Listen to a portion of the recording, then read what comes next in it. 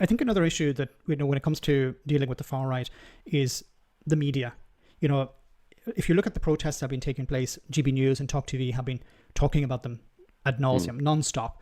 And I think, and they can say, oh, look, we have achieved this victory. So this is a huge advantage for reform, and it's a huge advantage for the Tommy Robinsons of this world who'll say, oh, look, we have scored a victory. So if we protest enough, we will achieve this. Now, we don't see it happening on the left. You know, people have been protesting about what's happening in Palestine, or people have been protesting over the two-child benefit cap and stuff like that, and it hasn't moved the government. So the right will say, well, see, when we protest, we succeed. I think a big thing that's missing there is the media. The media have been amplifying this a huge amount. So it's we're not also so ahead, it's not also just the mainstream media that you talk about. It's the army. We talked about YouTube.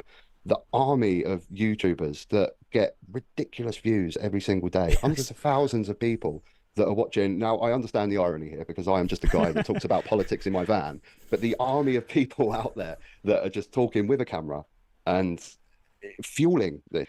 An example that I always like to give is how 150,000 people viewed a video from Katie Hopkins, and it was it was the real truth of what's going on in Ukraine, and it was a 5-minute long video.